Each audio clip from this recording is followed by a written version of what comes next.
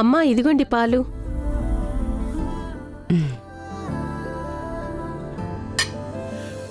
మణి, చెప్పండి అమ్మగారు. నాకు మనసులో ఎప్పటినుంచో వస్తున్న ఆలోచనుందే. అది త్వరలోనే నిజం కాబోతోంది మణి. ఏంటమ్మా, ఏం జరగబోతుంది? అదే రవికి బంగారికి పెళ్ళి.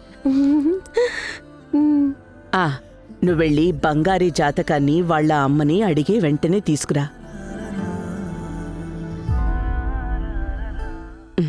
ఏంటి ఆలోచిస్తున్నావు? ఎందుకు అని అడిగితే ఏం చెప్పమంటారమ్మా? ఏదో మన కంపెనీలో ఏదో పూజ చేయాలి, ఫ్యామిలీలో అందరి జాతకాలు తీసుకురమ్మని అడిగారు అని ఓ అబద్ధం చెప్పు. ఇది కూడా నేను నీకు చెప్పాలా? సరే అమ్మా. ఏంటి సంతోషం ఏం లేకుండా చెప్తున్నావు? లేదమ్మా, నేను సంతోషంగానే చెప్తున్నాను.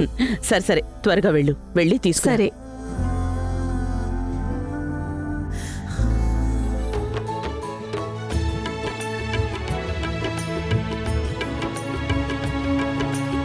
జయా, జయా, చాలా సంతోషమా? ఏది ఒకసారి ఆను. ఏంటి మణి? జయా, మీ అమ్మ బంగారి జాతకం తెమ్మని చెప్పారు. ఎందుకు? నిన్ను ఒక అమ్మాయి జాతకం ఎందుకు అడుగుతారు? అంతా పెళ్లి కోసమే.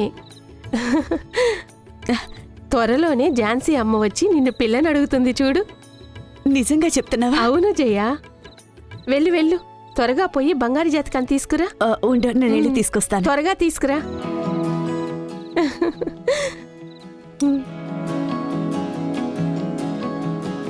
స్వామి, అంతా మంచిగానే జరుగుతుంది. నా కూతురు పెళ్లి కూడా మంచిగానే జరగాలి. రెండు కుటుంబాలు ఒకటవ్వాలి. దానికి నువ్వే అనుగ్రహించాలి స్వామి, అనుగ్రహించాలి.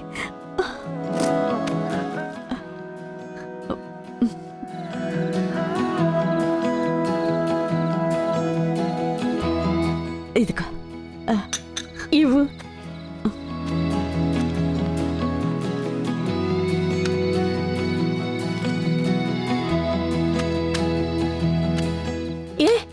ఏంటి, ఏమైంది జయ?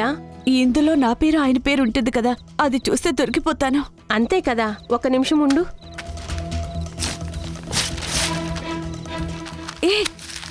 జాతకం అయిపోయింది. ఫస్ట్ పేజీలోనే కదా నీ పేరు మీ ఆయన పేరుంది. అది లేకపోతే ఏంటి?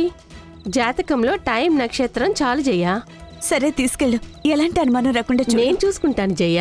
మొత్తానికి జయ, ఝాన్సీ అమ్మకు కూతురైన నువ్వు ఝాన్సీ అమ్మకు వియ్యంకురాలు అవుతున్నావు. చాలా సంతోషం జయ. సరే, నేను వెళ్ళొస్తాను.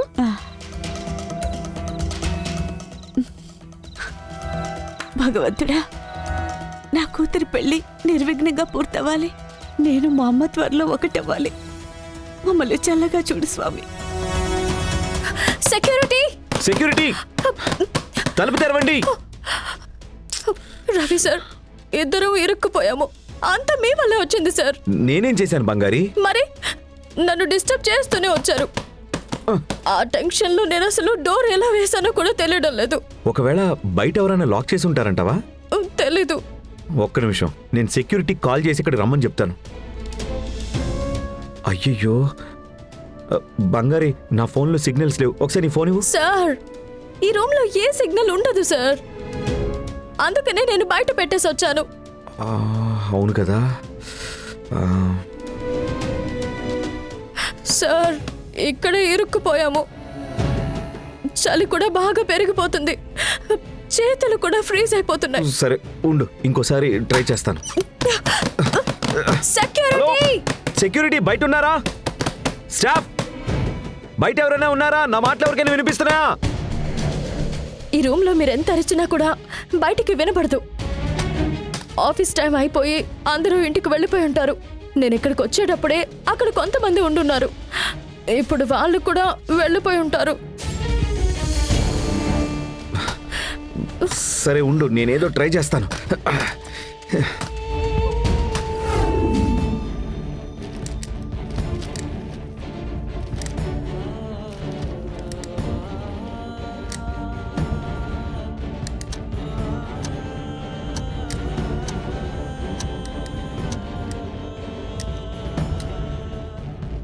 తను ఒకసారి బంగారుకి కాల్ చేసి చూడు.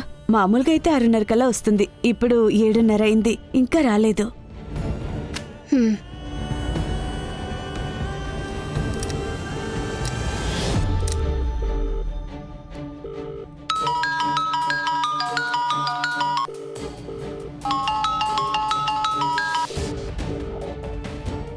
ఏమైంది తను?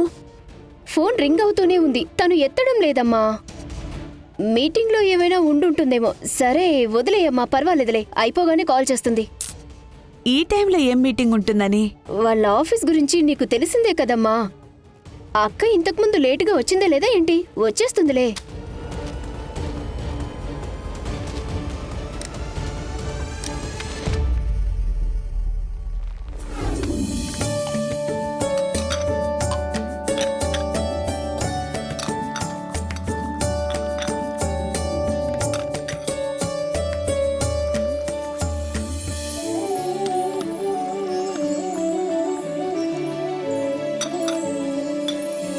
మీనా, వెళ్ళి రవిని పిలుచుకునిరా. సరే అత్తయ్య. రవి, ఏంటి రూమ్లో ఎవరు లేరే? వెన్నెలా, అత్తా, చెప్పండి అత్తా. రవిని చూసావా? లేదత్తా, బావ ఇంకా ఇంటికి రాలేదే. రాలేదా? సరే.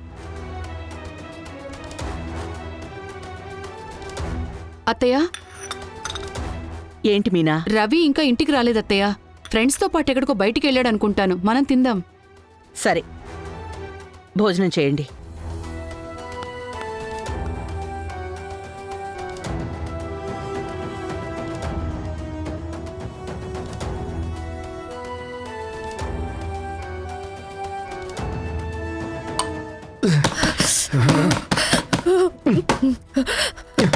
Security, security.